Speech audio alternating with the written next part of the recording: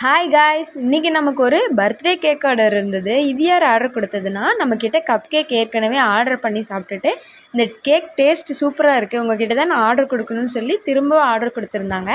அது எனக்கு கொஞ்சம் ஹாப்பியாக இருந்தது. அவங்களுக்காக நம்ம இந்த கேக் பண்ண ஸ்டார்ட் பண்ணிடலாம்.